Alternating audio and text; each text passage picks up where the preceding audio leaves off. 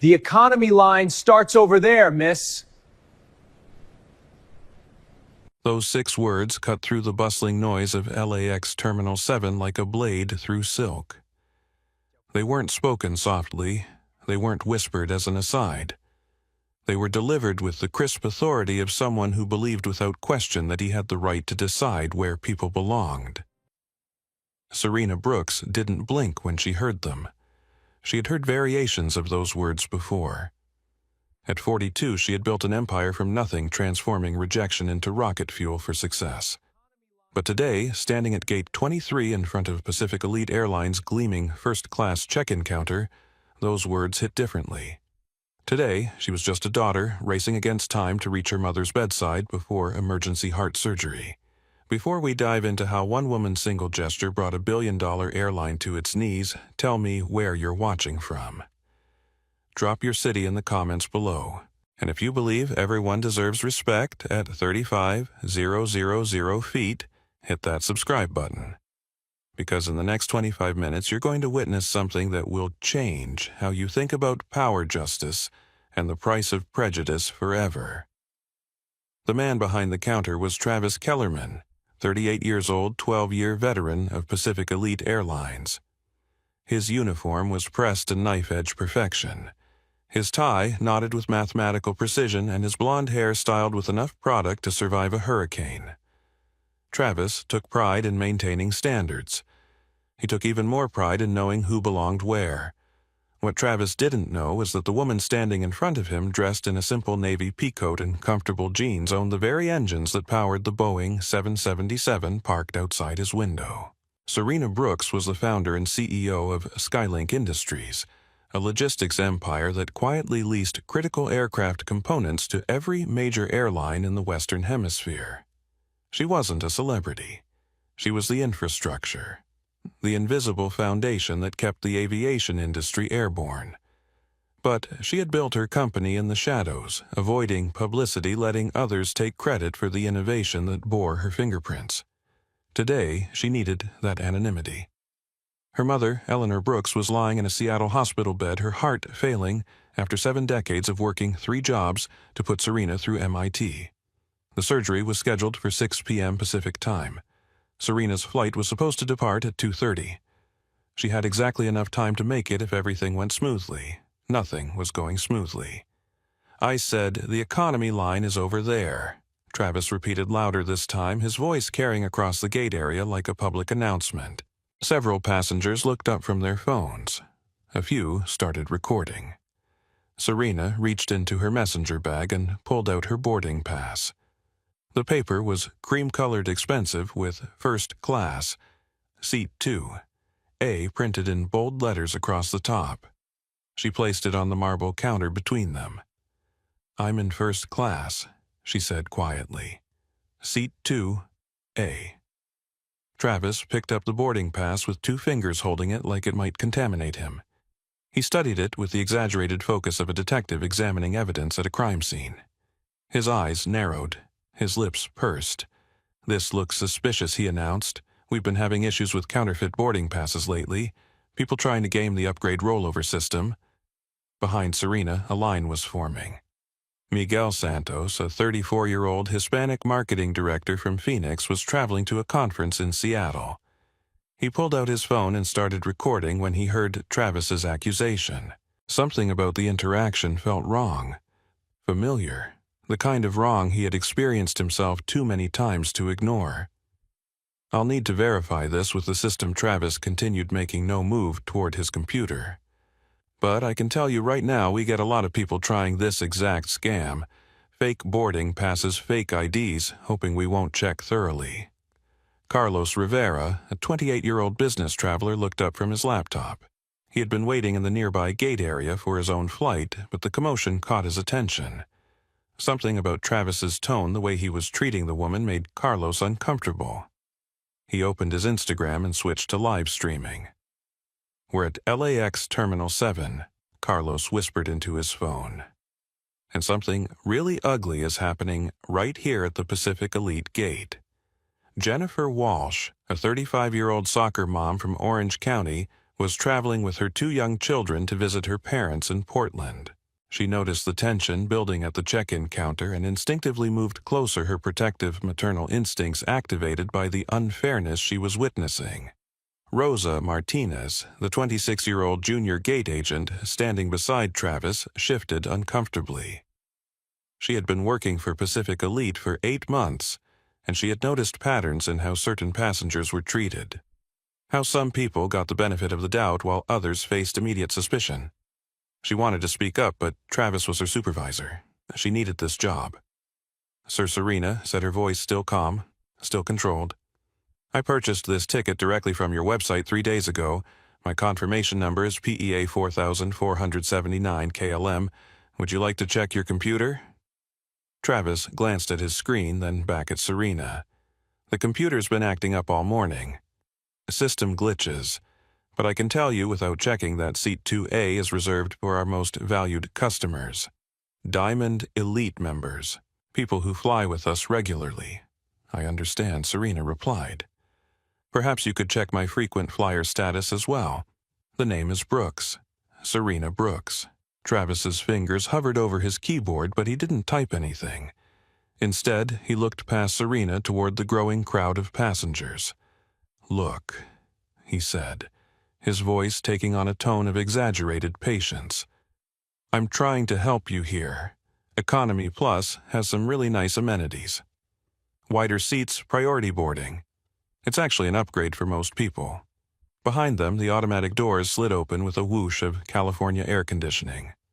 Through them walked a woman who looked like she had stepped off the cover of a luxury travel magazine. Brittany Ashford, 45 years old, was wrapped in a white cashmere coat that probably cost more than most people's cars. Her platinum blonde hair was pulled back in a perfect chignon, and she carried a tiny trembling Pomeranian in a designer carrier that matched her Hermès handbag. Brittany Ashford had 2.3 million Instagram followers who hung on her every word about luxury travel, exclusive resorts, and the finer things in life. She had been flying first class since she was 16, courtesy of her father's hedge fund fortune. To Brittany, first class wasn't a luxury.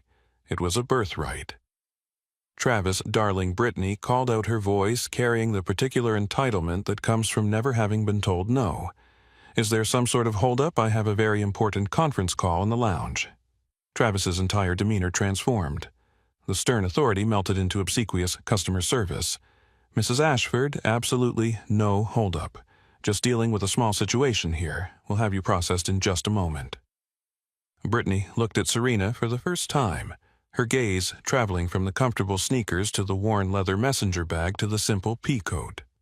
Her expression shifted from mild curiosity to open disdain. Finally, Brittany said loudly enough for everyone to hear, "Someone maintaining standards around here. It's about time Pacific Elite remembered what first class actually means."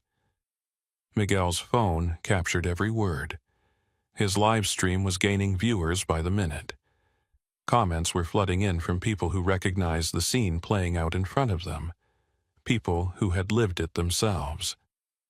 "This is insane," Miguel whispered to his camera. "This woman has a first-class ticket and they're treating her like she's trying to sneak into Fort Knox." Travis turned back to Serena, emboldened by Brittany's presence. "Ma'am, I'm going to need you to step aside. Mrs. Ashford is one of our Diamond Elite members, and she has priority processing." "I'm not moving," Serena said simply. "I have a first-class ticket. I've paid for first-class service, and I have a plane to catch." "Listen," Travis said, his voice dropping to what he probably thought was a reasonable tone. "I understand you're frustrated, but the reality is we need to prioritize our actual premium customers. People who understand the culture of first-class travel." The word culture hung in the air like smoke. Everyone heard it. Everyone understood what it meant. Rosa Martinez felt her stomach clench. She had heard Travis use that word before, always about passengers who didn't look like the people in Pacific Elite's advertising campaigns. Always about people who in Travis's mind needed to prove they belonged. "Travis," Rosa said quietly. "Maybe I should check the computer system." Just to verify, Rosa Travis cut her off. "I've got this handled. Why don't you help Mrs. Ashford with her special meal preferences? Brittany smiled triumphantly. Actually, Travis, I need to discuss my seating. I specifically requested 2A. I always sit in 2A. It's my signature seat for social media posts. Travis nodded immediately. Of course, Mrs. Ashford. Let me get that sorted right away. Serena watched this exchange with growing understanding. She had built her business on reading networks, understanding how power flowed through organizations, identifying the pressure points that could bring entire operations to a halt. She was beginning to see the shape of what was happening here. Excuse me, Serena said, her voice carrying new authority. Are you telling me that you've double-booked seat 2A? Travis bristled. I'm telling you that there's obviously been some kind of error in the system, and when there are errors, we prioritize our most valued customers. By valued, you mean white, said a voice from the growing crowd. It was Jennifer Walsh, the soccer mom. She had been watching the entire exchange with increasing discomfort, thinking about how she would feel if someone treated her daughters this way. Her 8-year-old daughter tugged at her sleeve. Mommy, why is the man being mean to the lady? Jennifer looked down at her child, then back at the scene unfolding at the counter. Sometimes, sweetie people are mean to other people because of how they look. And sometimes when that happens, other people need to speak up. Jennifer pulled out her phone and started recording. Carlos Rivera's Instagram Live was now being watched by over 3,000 people. The comments were coming so fast he could barely read them. This is discrimination in real time, Carlos said into his camera. We're watching it happen at LAX Gate 23 Pacific Elite Airlines. This woman has a first-class ticket and they're refusing to honor it. Travis noticed the phones pointed in his direction. His face flushed red. Everyone needs to put their devices away. This is airline business and recording is not permitted in the gate area. Actually, said Miguel, still filming. This is a public area of a public airport, and I have every right to record what I'm seeing. Brittany stepped closer to Serena, close enough that her expensive perfume competed with the smell of recycled airport air. Listen, honey, she said, her voice loud enough to be captured by multiple cameras. Some people just don't understand boundaries. Some people think they can push their way into spaces where they don't belong. Serena looked directly into Brittany's eyes. You're absolutely right, she said calmly. Some people definitely don't understand boundaries. There was something in Serena's tone that made Brittany take a half step back. Something that suggested depths Brittany hadn't anticipated. Travis, oblivious to the undercurrent, pressed forward. Ma'am, I'm asking you one final time to step aside. If you don't, I'll have to call airport security for disrupting airline operations. Call them, Serena said. Travis blinked. He hadn't expected that response. I said, call them, Serena repeated. Let's see what airport security has to say about an airline refusing to honor a confirmed first-class reservation. Rosa Martinez felt something crystallize in her chest. Courage, maybe, or just the understanding that silence made her complicit in something she knew was wrong. Travis, she said louder this time, I really think we should check the computer. Rosa, I told you. No, Rosa interrupted, I'm checking. She turned to her terminal and typed in Serena's confirmation number. What she found on her screen made her go completely still. Travis. Rosa said, her voice barely above a whisper, You need to see this. But Travis wasn't listening. He was waving toward airport security, making exaggerated gestures toward Serena. Sir, called a uniformed security officer. Is there a problem here? Yes, Travis said loudly. This passenger is refusing to follow boarding procedures and disrupting our operations. The security officer, a middle-aged Hispanic man named Officer Martinez, looked at the scene. He saw the phones recording, saw the tension in the crowd, saw a well-dressed woman standing calmly while being accused of disruption. Ma'am, Officer Martinez said to Serena, Can you explain what's happening? Serena held up her boarding pass. I have a confirmed first-class reservation. This gentleman is refusing to honor it and demanding I move to economy class. When I declined, he called security. Officer Martinez looked at the boarding pass, then at Travis. Sir, this appears to be a valid first-class ticket. The network's been having issues, Travis said quickly. We can't verify, actually. Rosa called out, her voice shaking, but determined. We can verify it. And I did, All eyes turned to Rosa. She was staring at her computer screen, her face pale. "Travis," she said, "this reservation is not only valid, it's flagged as VIP Executive, Diamond Elite Plus status, and—" Rosa's voice caught, and it was manually overridden in the network 40 minutes ago by someone with supervisor access. The gate area fell silent except for the ambient noise of the airport, the hum of air conditioning, the distant announcements echoing through the terminal, the soft beeping of people's phones as Miguel's and Carlos's live streams continued to gain viewers.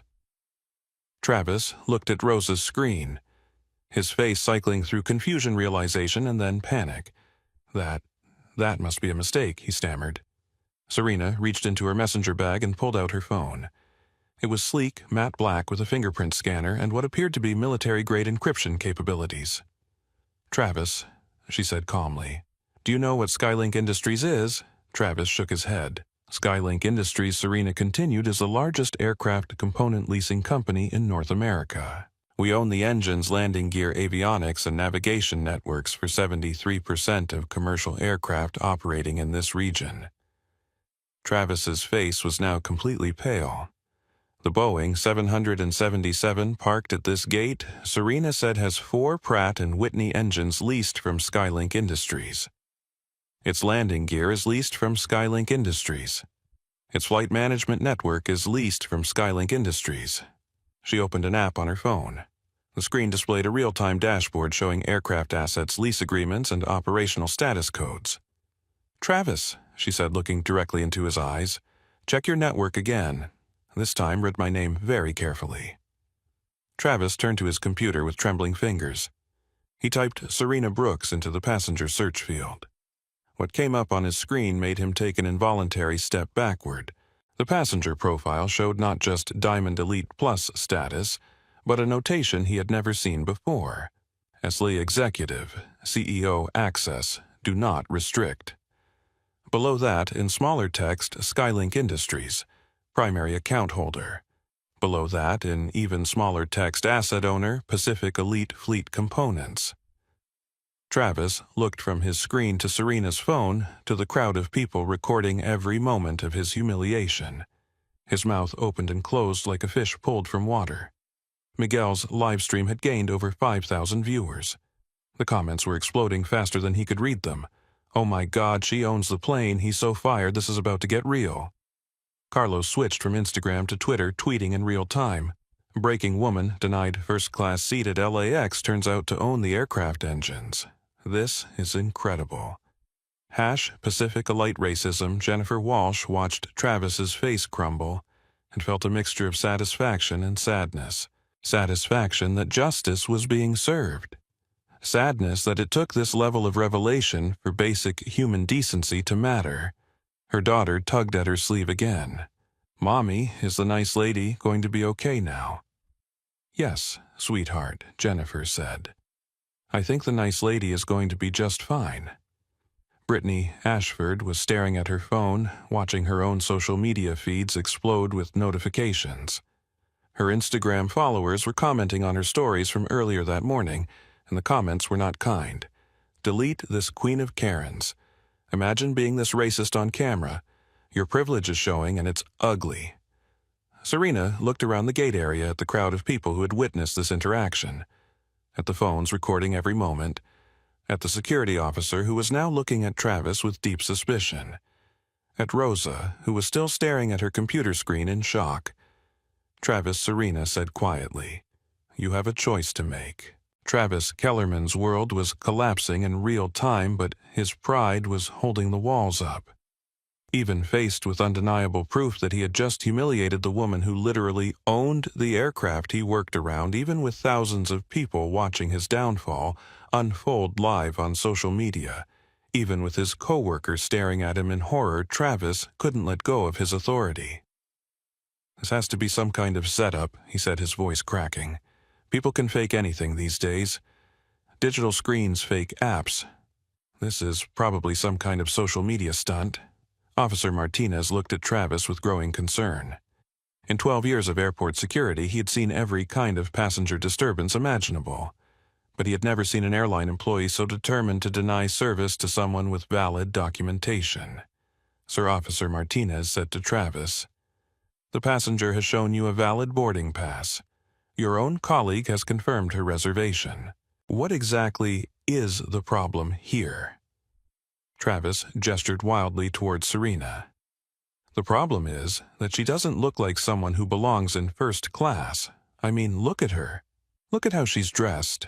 First-class passengers have a certain profile." The words hung in the air like a confession. Carlos Rivera's live-stream chat exploded. He said it mask. Off moment, someone screenshot that Miguel Santos shook his head in disbelief. "Did this man just say she doesn't look like she belongs in first class?" he said to his camera. "In 2024, are we really still doing this?" Rosa Martinez felt something break inside her chest. She had been working for Pacific Elite for 8 months, and she had watched Travis treat passengers differently based on their appearance too many times to count, but she had never seen him say the quiet part out loud. "Travis," she said, her voice stronger now, "you need to stop talking." But Travis was spiraling, doubling down on a position that was becoming more indefensible by the second. "I've been working for this airline for 12 years, he said. "I know who our customers are. I know what they look like. And when someone shows up looking like—" he gestured again at Serena's casual clothing. "Like that, claiming to have premium status, it's my job to verify." "You mean it's your job to discriminate," said Jennifer Walsh, her voice clear and firm. Travis whirled toward her. "Ma'am, this doesn't concern you. It concerns all of us," Jennifer replied. "Because if you can do this to her, you can do it to anyone." Serena watched this exchange with the calm focus of someone who had spent decades in boardrooms reading people understanding power dynamics. She could see Travis was past the point of rational decision-making. He was operating on pure ego, now defending a position that was destroying his career with every word. She opened another app on her phone. This one connected directly to Skylink Industries' operations center, where her team monitored aircraft assets in real time across the Western Hemisphere. "David," she said into her phone, activating the speaker so everyone could hear. "It's Serena." "Serena," came the voice from her phone. David Thompson, her chief operating officer, sounded surprised. "I thought you were flying to Seattle. Isn't your flight supposed to be boarding?" "There's been a complication," Serena said, looking directly at Travis. "I need you to pull up our asset management dashboard for Pacific Elite Fleet. Pacific Elite. Sure, give me a second." The sound of typing came through the phone speaker. "Okay, I've got it up. What do you need?" "What's our current lease agreement status with Pacific Elite?" Serena asked. "Standard multi-year agreement," David replied. "We're leasing engine components for their entire West Coast fleet. 37 aircraft total. Annual contract value of about $180 million. Travis's face had gone from pale to gray. David Serena continued, "Please review Clause 12B of our standard lease agreement." More typing. Then David's voice reading Clause 12B, Emergency Asset Recall. "In the event of breach of operational standards, discrimination against Skylink personnel, or conduct detrimental to Skylink corporate interests, Skylink Industries reserves the right to immediate asset recall requiring grounding of affected aircraft until lease compliance is restored." The gate area had gone completely quiet. Even the ambient airport noise seemed muted. "Has there been a breach of operational standards?" David asked. Serena looked around at the crowd of people recording. At Travis, whose mouth was hanging open. At Brittany, who was frantically typing on her phone. At Rosa, who looked like she might be sick. David Serena said clearly, "Pacific Elite employee Travis Kellerman has refused service to Skylink CEO Serena Brooks based explicitly on racial profiling.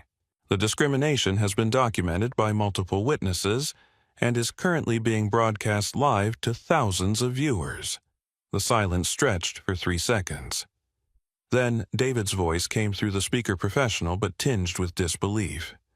"Serena, are you asking me to execute emergency asset recall on Pacific Elite's West Coast fleet?" Travis found his voice. Wait, you can't do that. You can't ground an entire airline because of a customer service dispute." Serena looked at him with the kind of patience usually reserved for explaining basic concepts to children. "Travis," she said, "this isn't a customer service dispute. This is racial discrimination being committed by an employee of a company that leases $180 million worth of equipment from my company annually. That equipment comes with very specific terms of use." She turned her attention back to her phone. "David, how long would emergency asset recall take to implement for their West Coast fleet?" "About 40 minutes. We'd need to coordinate with air traffic control and Pacific Elite's maintenance teams, but we could have all 37 aircraft grounded by 3:30 p.m. Travis stepped forward, his hands shaking. "You can't be serious. You'd shut down an entire airline operation because of this?" "Because of what Travis?" Serena asked. "Say it." "Because of what?" Travis's mouth opened and closed, but no words came out. Brittany Ashford, who had been silent since the revelation of Serena's identity, finally spoke up. "This is ridiculous," she said, her voice shrill. "I don't care who you are. I paid for first class. I always sit in 2A. I have 2 million followers who expect a certain standard of travel content." Carlos Rivera turned his camera toward Brittany. "And there it is, folks. When faced with obvious injustice, the concern is about Instagram content." Brittany's face flushed red. "You don't know what you're talking about. I've been flying first class since before that woman even knew airplanes existed." "Really?" Serena said, her voice dangerously quiet. "When do you think I started flying, Brittany?" Something in Serena's tone made Brittany hesitate, but she had committed to her position. "I don't know, but I know I belong in 2A. I always sit in 2A. It's my seat." Serena pulled up another app on her phone. This one showed Pacific Elite's reservation network in real time. "Interesting," she said. "According to the booking record, seat 2A was reserved by Serena Brooks 3 days ago. Your reservation for 2A was made this morning at 10:47 a.m. after my original reservation was manually overridden by someone with supervisor access." All eyes turned to Travis. The network was glitching," Travis said weakly. Rosa Martinez had been quiet, but now she stepped forward with her tablet in hand. "Travis," she said, "I pulled the access logs. You overridden Miss Brooks' reservation at 10:47 a.m. The network notes say VIP accommodation request, B. Ashford." The pieces of the puzzle were falling into place for everyone watching. Miguel's live stream now had over 8,000 viewers. Carlos's Twitter thread was being retweeted hundreds of times per minute. Jennifer Walsh was filming everything while simultaneously texting her husband about what she was witnessing. Brittany's phone was buzzing constantly with Instagram notifications, but they weren't the kind she was used to receiving. #Brittany Ashford is trending, someone in the crowd called out, and it's not good. Serena looked around at the faces surrounding her. She saw Miguel holding his phone steady, documenting everything. She saw Carlos typing furiously, sharing the story as it unfolded. She saw Jennifer explaining to her children why it was important to speak up against unfairness. But mostly, she saw Travis and Brittany, two people so committed to their sense of entitlement that they couldn't recognize the crater they had dug for themselves. "David," she said into her phone. "Are you still there? I'm here, Serena. Execute emergency asset recall, Pacific Elite West Coast Fleet. Full grounding until compliance review is complete." David's voice was calm and professional. "Asset recall initiated. Coordinating with air traffic control now. Pacific Elite maintenance will receive notification in approximately 3 minutes." Travis grabbed for Serena's phone. "You can't do this. This will cost the company millions." Officer Martinez stepped between them. "Sir, you need to step back." "This is insane," Travis shouted. "She can't shut down an airline because someone hurt her feelings." "Hurt my feelings," Serena repeated. "Travis, you denied me service because of my race. You manually overridden my confirmed reservation to accommodate a white passenger who booked the same seat 4 hours later. And you've spent the last 15 minutes doubling down on that discrimination in front of witnesses." Captain Rodriguez's voice crackled over the gate area's speaker network. "Ladies and gentlemen, this is Captain Rodriguez. We're experiencing an unexpected maintenance situation that will require us to delay boarding for approximately 30 minutes. Please remain in the gate area for further updates. The crowd of passengers began murmuring among themselves. Some checked their phones and began finding the live streams. Within minutes, dozens of people in the gate area were watching Miguel's and Carlos's videos in real time, seeing themselves as participants in a story that was rapidly going viral. Amanda Wilson, Pacific Elite's regional manager, came speedwalking through the terminal, her face flushed and her phone pressed to her ear. She had been in back-to-back meetings when her assistant burst into the conference room with news that their LAX operation was melting down on social media. Amanda surveyed the scene, the crowd of passengers with phones at the security officer standing between her employee and a customer, and Travis Kellerman looking like he was having a nervous breakdown. Travis, Amanda said sharply, "What is happening here?" Before Travis could answer, Rosa stepped forward. Amanda Travis refused service to a confirmed first-class passenger and overridden her reservation to accommodate Mrs. Ashford. The passenger turned out to be Serena Brooks, CEO of Skylink Industries. Amanda's face went white. Skylink Industries was one of Pacific Elite's most critical vendors. Without their leasing agreements, Pacific Elite's fleet would be grounded indefinitely. Miss Brooks, Amanda said, turning toward Serena, "I am so sorry. There's obviously been a terrible misunderstanding." "There's been no misunderstanding," Serena replied. "Your employee made his position very clear. I don't look like someone who belongs in first class." Amanda shot a withering look at Travis. "Mr. Kellerman, is that what you said?" Travis looked around desperately for support that wasn't coming. "I was just following protocol. We have to verify suspicious reservations." What made her reservation suspicious, Amanda asked. Travis's mouth opened and closed like a fish gasping for air. Miguel continued narrating for his live-stream audience. "This is incredible, people. We're watching an entire airline operation shut down because of racism. The CEO of the company that owns their engines just grounded their entire West Coast fleet. Carlos was tweeting updates every 30 seconds. Update: Pacific Elite Regional Manager has arrived. Employees starting to panic. Update: other airlines now watching this gate area. Word is spreading through LAX. Update: airport security called for backup. This is getting huge." Brittany Ashford was becoming increasingly frantic as she watched her Instagram follower count dropping in real time. Comments on her recent posts were overwhelmingly negative. "This isn't fair," she shouted suddenly. "I didn't do anything wrong. I just wanted my regular seat." Jennifer Walsh's 8-year-old daughter tugged at her mother's sleeve. "Mommy, why is that lady yelling?" "Because sometimes," Jennifer explained gently, "when people are used to getting their way by being mean to others, they get very upset when they finally face consequences." The little girl nodded solemnly.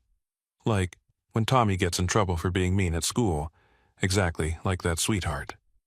Captain Rodriguez's voice came over the speaker again. "Ladies and gentlemen, I need to update you on our maintenance situation. Due to an issue with our leasing agreements, this aircraft will not be able to depart today. Pacific Elite Customer Service will assist with rebooking all passengers." The announcement sent a ripple of shock through the gate area. People began pulling out phones to call loved ones, rebook hotels, rearrange meetings. Amanda Wilson looked like she might faint. "Miss Brooks, please. Surely we can resolve this without grounding our aircraft. Travis will be disciplined appropriately." Disciplined, how Serena asked. Suspended pending investigation. Mandatory retraining. Whatever you feel is appropriate. Serena looked at Travis, who was now sweating through his perfectly pressed uniform. "Travis," she said, "what do you think is appropriate?" Travis looked around at the crowd of people recording him at his supervisor, who was clearly preparing to sacrifice him, at the security officer who was watching him with obvious suspicion. I made a mistake," he said finally. "What kind of mistake?" Serena pressed. I judged you based on—" Travis's voice trailed off. "Based on what the entire gate area was silent, waiting for Travis to complete the sentence that would either begin his redemption or complete his destruction. Based on your race," Travis whispered. Miguel's live-stream chat exploded with responses. Carlos's Twitter notifications were coming so fast his phone was overheating. Jennifer Walsh nodded approvingly and squeezed her daughter's hand. Rosa Martinez stepped forward again. "Miss Brooks, I have something else to tell you." Serena turned toward the young woman who had shown more integrity in the last 20 minutes than many people show in their entire careers. This isn't the first time, Rosa said, her voice shaking but determined. "Travis has done this before. Different passengers, same pattern. I've documented it, but I was scared to report it." Amanda Wilson looked like she had been hit by lightning. "Rosa, what are you saying?" "I'm saying that this is Travis's standard operating procedure, and I'm saying that I should have spoken up sooner." Rosa pulled out her phone and opened her Notes app. July 15th. Travis refused to check a Hispanic family's reservation, claimed their boarding passes looked fake. Turned out they were military personnel on leave. She scrolled down. August 3rd. Elderly black man with a first-class ticket, Travis, made him wait 45 minutes while verifying his identity. Man missed his connection. She continued scrolling. September 12th. Asian businesswoman with a confirmed reservation, Travis claimed the network was down and moved her to economy. Network worked fine for the white family behind her. With each incident, Rosa described, Travis seemed to shrink further into himself. Amanda Wilson's face cycled through horror, anger, and what looked like the beginning stages of panic. Serena listened to Rosa's recitation with growing understanding. This wasn't an isolated incident. This was a pattern of discrimination that had been enabled by a network that rewarded people like Travis for maintaining standards while punishing people like Rosa for speaking up. Her phone buzzed with a text from David All Pacific Elite Aircraft grounded. Media inquiries coming in. Should I prepare a statement? Serena looked around at the crowd of people who had become unwitting participants in this moment. At Miguel and Carlos, whose real-time documentation had made cover-up impossible. At Jennifer and her children, who had witnessed both injustice and accountability. At Rosa, who had finally found her courage. "David," she said into her phone loud enough for everyone to hear, "prepare a statement. But first I need you to arrange a conference call with every airline that uses Skylink components." "Every airline?" David asked. "That's going to be a very large call. I want them all to hear what happened here today, and I want them all to understand what will happen if it occurs again." Travis looked up sharply. "You're going to destroy the entire industry because of one incident." Serena met his gaze steadily. "Travis, I'm going to fix an industry that has allowed thousands of incidents like this to happen without consequences." The silence that followed Serena's declaration was broken by the sound of hurried footsteps echoing through Terminal 7. James Patterson, a field reporter for Channel 7 News, was practically sprinting toward Gate 23 with a cameraman close behind. Social media alerts had lit up newsrooms across Los Angeles when Miguel's live stream crossed 10,000 viewers and Carlos's Twitter thread started trending nationally. Miss Brooks James called out slightly breathless from his run through the airport. James Patterson, Channel 7 News. "Can you comment on reports that you've shut down Pacific Elite's entire West Coast operation over a discrimination incident?" Serena looked at the young reporter, then at the camera, now pointed in her direction, then at the crowd of passengers who had become part of something much larger than a delayed flight. "I can comment," she said calmly. "But first I'd like to address something that's been bothering me."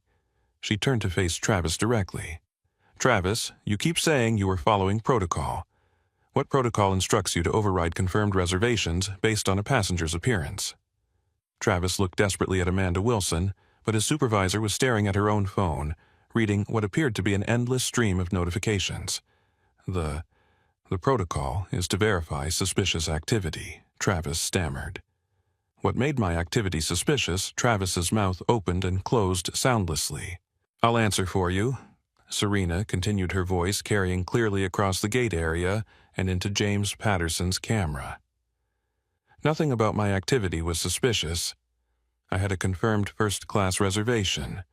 I had valid identification. I had appropriate payment methods.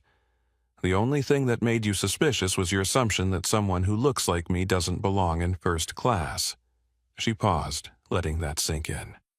"Travis, do you know what Skylink Industries' annual revenue is?" Travis shook his head. $4.7 billion. Do you know how I built that company? Another head shake. I built it by being told no, by being denied business loans because banks thought a young black woman couldn't run a logistics company, by being passed over for contracts because clients assumed I wasn't qualified, by being treated exactly the way you treated me today hundreds of times for 15 years. The gate area was completely silent except for the soft hum of phones recording and the distant sound of announcements from other gates. Every time someone told me I didn't belong, I used it as fuel to build something bigger. Every rejection became motivation to prove them wrong. And now, Travis, I own the infrastructure that keeps this industry running. Miguel's live stream had crossed 15,000 viewers. Carlos's Twitter thread was being shared by major news outlets. Jennifer Walsh was fighting back tears as she recorded on her phone, thinking about the world she wanted her children to inherit. Brittany Ashford, who had been uncharacteristically quiet since learning about Serena's identity, finally spoke up. "This is all very inspiring," she said, her voice dripping with sarcasm. "But some of us have places to be. Can't we just resolve this like adults?" Serena turned toward Brittany with the kind of focused attention that made boardroom executives nervous. "How would you like to resolve it?" Brittany straightened, apparently mistaking Serena's question for negotiation. "You can have your precious seat 2A, she said dismissively. "I'll take 1A. Travis can override whatever needs to be overridden, and we can all move on with our lives." The cameras captured every word, every gesture, every micro-expression of entitled obliviousness. Brittany Serena said quietly, "Do you understand what just happened here?" "I understand that you're making a mountain out of a molehill," Brittany replied. "These things happen. People make mistakes. Travis probably just had a bad day." Carlos Rivera couldn't help himself. "A bad day," he said to his camera. "She thinks racial discrimination is just someone having a bad day." Jennifer Walsh's daughter tugged at her sleeve again. "Mommy, what does the mean lady mean?" "She means," Jennifer said loudly enough for everyone to hear, "that she thinks it's okay to treat people badly if they don't look like her." Brittany whirled toward Jennifer. "Excuse me, I never said anything about how anyone looks." "You said she didn't belong in first class," Jennifer replied. "You said Pacific Elite was finally maintaining standards." "What standards were those exactly?" Brittany's face flushed red. "I meant service standards, quality standards." "Based on what? Based on?" Brittany gestured vaguely at Serena's casual clothing. "Based on presentation. First-class passengers dress appropriately." Serena looked down at her navy peacoat and comfortable jeans. "Brittany, this coat costs $1,200. These jeans are custom-made. My bag is Italian leather handcrafted in Florence. My shoes are from a boutique in London." She paused. "But even if I was wearing a $20 outfit from Walmart, I would still deserve to be treated with basic human dignity." The words hung in the air like a challenge. Brittany opened her mouth to respond, then seemed to realize that anything she said would only make things worse. Amanda Wilson finally looked up from her phone. "Miss Brooks, I've been in communication with our corporate headquarters. We're prepared to offer you our sincerest apologies and full compensation for this incident." "What kind of compensation?" Serena asked. "Free flights for a year, upgrade to our highest frequent flyer status. Personal apology from our CEO." Serena considered this for a moment. "And what happens to Travis' immediate termination? He'll be escorted from the airport today. And what happens to the pattern of discrimination that Rosa documented?" Amanda blinked. "We'll investigate. And what happens to ensure this never occurs again?" Amanda looked uncertain. "Additional training." Serena pulled out her phone again. "David, are you still on the line?" "I'm here, Serena. How many airlines are currently on the conference call?" 43 and counting. Word is spreading fast through the industry. Serena looked around the gate area at the faces watching her. At Miguel, who was still live streaming to an audience that had grown to over 20,000 viewers. At Carlos, whose Twitter thread was being quoted by major news outlets. At Jennifer and her children, who were witnessing both injustice and accountability in real time. At Rosa, who had finally found the courage to speak truth to power. "David put me on speaker with all the airlines. The sound quality changed as David connected the call to the conference network. Suddenly, Serena's voice was being broadcast to airline executives across the country. "This is Serena Brooks, CEO of Skylink Industries," she said clearly. "I'm standing in LAX Terminal 7 where a Pacific Elite employee just denied me first-class service because, in his words, I don't look like someone who belongs in first class." She paused, letting that statement settle across the conference call. The incident was recorded by multiple passengers and is currently being live-streamed to tens of thousands of viewers. But this isn't just about one employee or one airline. This is about an industry-wide culture that has tolerated discrimination for too long. Another pause. Effective immediately, Skylink Industries is implementing new lease conditions for all aircraft components. Any airline that uses Skylink equipment will be required to implement bias prevention training, hire passenger advocacy staff, and maintain zero-tolerance policies for discrimination. The gate area was completely silent. Airlines that fail to meet these standards will have their leases terminated. Airlines that demonstrate a pattern of discriminatory behavior will be permanently blacklisted from Skylink services. She looked directly at the Channel 7 camera. This isn't about revenge. This is about accountability. This is about making sure that no one else has to experience what I experienced today. David's voice came through the phone speaker. "Serena, I'm showing 47 airlines now connected to this call. Several are requesting immediate meetings to discuss implementation timelines." Travis Kellerman chose that moment to make his final stand. "This is insane," he shouted. "You can't hold an entire industry hostage because someone hurt your feelings. This is America. I have rights." Officer Martinez stepped forward. "Sir, you need to calm down. I don't need to calm down. This is discrimination against me. You're all being manipulated by someone playing the race card." The words echoed through the terminal like a gunshot. Miguel's live-stream chat exploded with outrage. Carlos's Twitter notifications crashed his phone. Jennifer Walsh physically moved her children behind her. And Serena Brooks looked at Travis Kellerman with the kind of calm that comes from having faced down much bigger opponents in much more important battles. "Travis," she said quietly, "thank you." Travis blinked in confusion. "What, thank you for making this so clear. Thank you for demonstrating exactly why these changes are necessary, and thank you for doing it all on camera so no one can pretend this kind of behavior doesn't exist." She turned back to the phone. "David, I want you to play Travis's last statement for everyone on the call. I want every airline executive to hear exactly what their passengers are experiencing." David's voice was crisp and professional. "Recording played for all participants. I'm receiving immediate responses from multiple carriers requesting emergency meetings." Amanda Wilson looked like she was going to be sick. "Miss Brooks, surely Travis's behavior doesn't represent Amanda." Serena interrupted. 3 hours ago, I was a loyal Pacific Elite customer flying to see my dying mother. Travis turned me into an activist. Brittany turned me into an opponent. Your company turned a private family emergency into a public reckoning." She gestured toward the cameras, the crowds, the phones, broadcasting everything in real time. "This story is going to be told thousands of times in news reports and social media posts and conversations around dinner tables. The only question now is what story you want it to be." Captain Rodriguez appeared in the gate area, still in his uniform, looking confused and concerned. "Amanda, I need to understand what's happening. My plane is grounded, my passengers are upset, and air traffic control is telling me this is some kind of corporate dispute." Serena extended her hand toward the captain. "Captain Rodriguez, I'm Serena Brooks. I own the engines on your aircraft." Captain Rodriguez shook her hand, clearly trying to process the situation. "Ma'am, is there a safety issue with the engines?" "No safety issue," Serena replied, "but there is a discrimination issue with your airline." She quickly explained what had happened. Captain Rodriguez listened, his expression growing more troubled with each detail.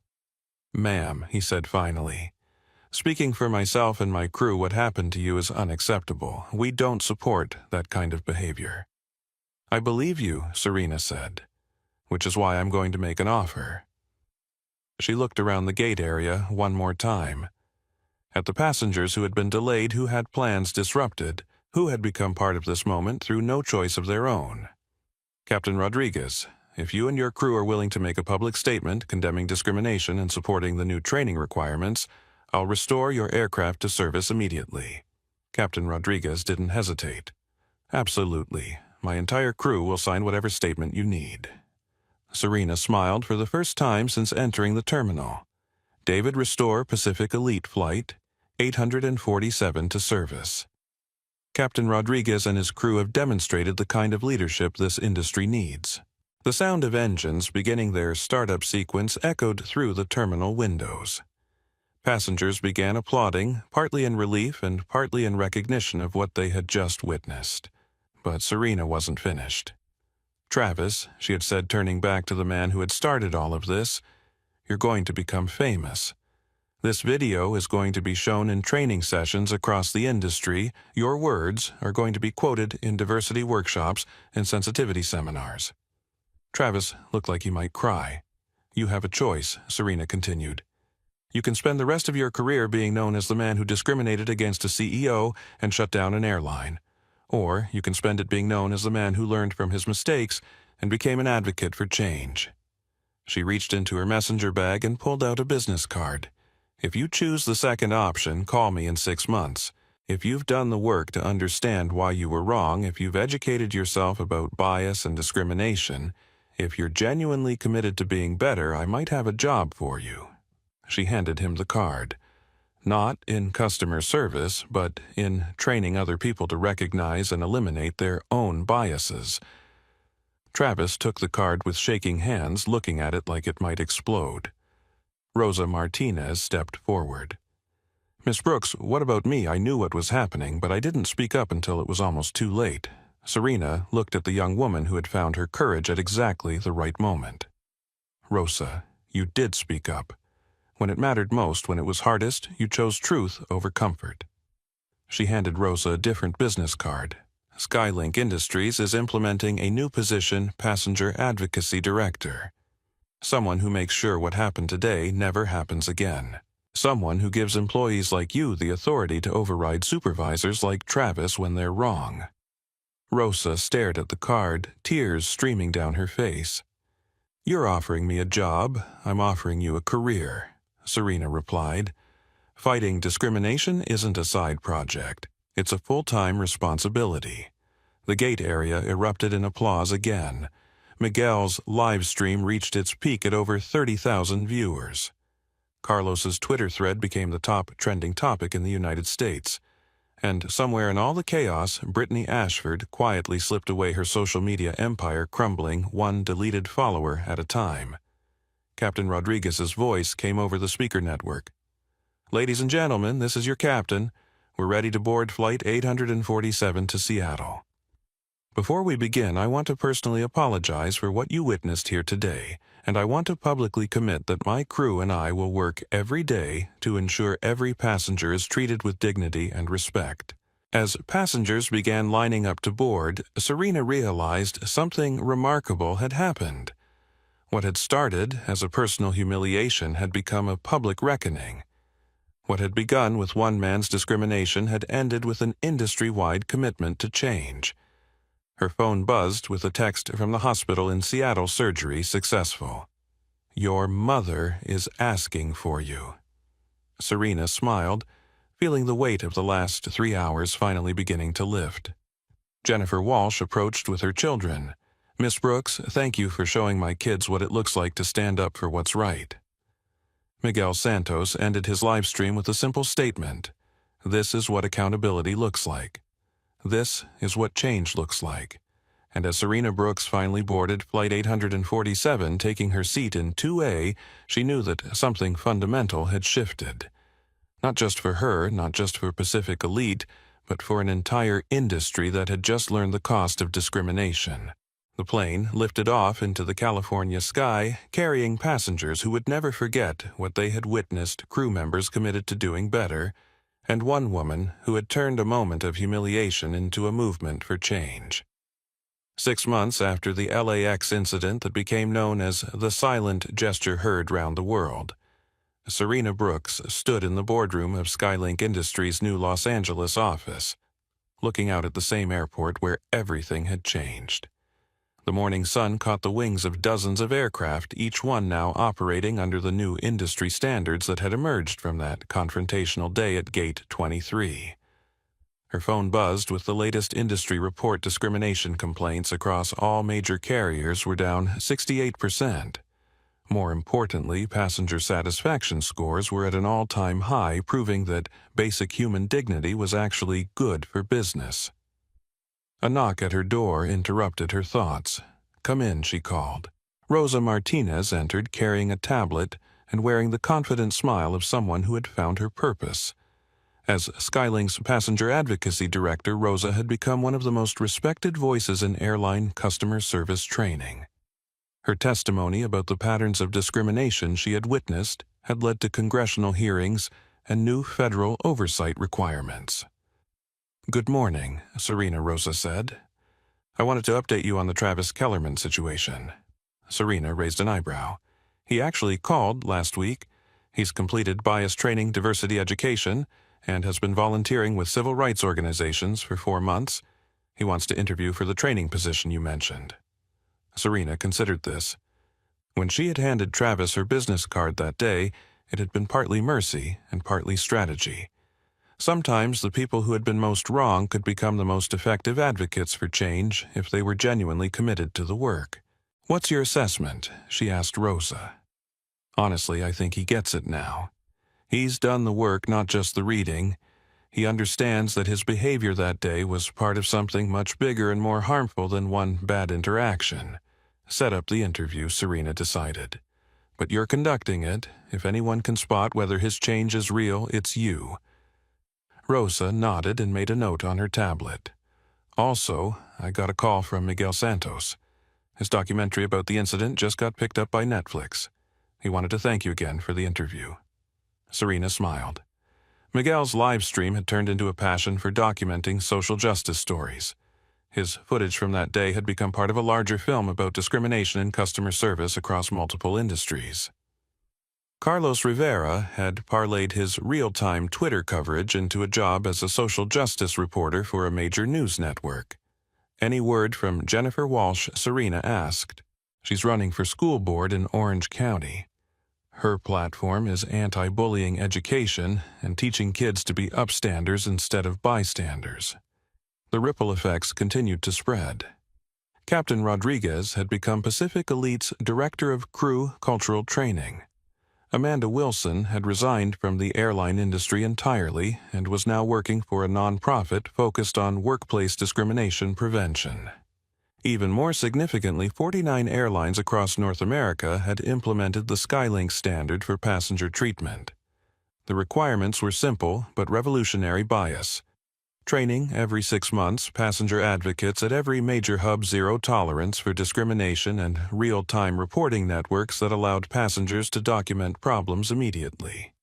Serena's phone rang. David Thompson's name appeared on the screen. "Good morning, David," she answered. "Morning, boss. I'm calling with an update that I think will interest you. Pacific Elite just announced record quarterly profits and the highest customer satisfaction scores in their history." Serena wasn't surprised. Companies that treated all their customers with dignity tended to perform better than companies that didn't. It turned out that basic respect was excellent for brand loyalty. "Any other interesting news?" she asked. "Well, there's the Brittany Ashford situation." Serena had largely avoided following up on Brittany's post-incident career, but she was curious. "What about her? She's been flying economy class for the past 6 months. Apparently, her social media income dried up after the video went viral. But here's the interesting part: she called our customer service line last week about what she wanted to apologize. To you, specifically. Said she'd been thinking about that day and realized she was wrong." Serena was quiet for a moment.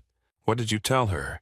"I told her that apologies are meaningful when they lead to changed behavior, not just when they make the apologizer feel better." "Good answer. But if she calls back and wants to do something constructive, volunteer work, community service advocacy, I'm willing to listen. It was another lesson from that day at LAX. People could change, but only if they were willing to do the work. Accountability wasn't about punishment. It was about creating opportunities for genuine growth. A text message from her mother appeared on her phone. "Lunch today, I want to hear about the congressional testimony." Eleanor Brooks had made a full recovery from her heart surgery and had become one of her daughter's biggest supporters in the work that had emerged from that difficult day.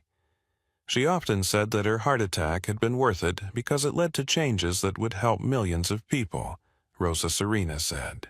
"Can you handle things here for a few hours? I'm having lunch with my mom." "Of course." "Oh, and Serena."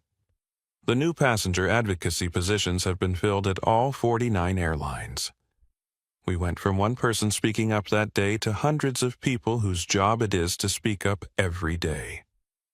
As Serena gathered her things to leave, she reflected on how dramatically things had changed. The industry that had once tolerated discrimination as a cost of doing business now actively worked to prevent it. The passengers who had once suffered in silence now had advocates and accountability networks. But perhaps most importantly, the story of that day had become something larger than any of the individuals involved. It had become proof that change was possible, that individual courage could spark collective action, and that sometimes the most powerful response to injustice was not anger, but accountability. Her phone buzzed one final time as she headed to the elevator. A news alert. Skylink standard adopted by International Aviation Alliance setting global requirements for anti-discrimination training. Serena smiled as the elevator doors closed. What had started as one woman trying to catch a flight to see her mother had become a movement that spanned continents. Sometimes the most important journeys began not with a destination in mind, but with a simple refusal to accept what was wrong. The silent gesture that shut down one flight had ultimately helped millions of people fly with dignity, and that Serena thought as she headed to lunch with the woman who had taught her never to back down from what was right was exactly the kind of legacy worth building. In the end, it wasn't about power or revenge or even justice in the punitive sense. It was about creating a world where her mother could fly without fear, where Rosa could speak up without risk, where children like Jennifer Walsh's daughter could grow up expecting to be treated with basic human dignity regardless of how they looked. That was the real victory. Not the grounded planes or the fired employees or the viral videos, but the quiet knowledge that the next person who looked like Serena Brooks would be treated with the respect that should have been hers all along. What would you have done if you were in Serena's position? Would you have revealed your identity sooner, or did she wait for the perfect moment? Let me know in the comments below because I read every single one of them. If this story of standing up against discrimination and fighting for justice inspired you, please smash that like button and subscribe to our channel. Turn on notifications so you never miss stories about underdogs winning big and justice being served. Share this video with someone who needs to hear that their voice matters, and that change is possible when we refuse to stay silent. Thanks for watching, and remember, dignity isn't negotiable.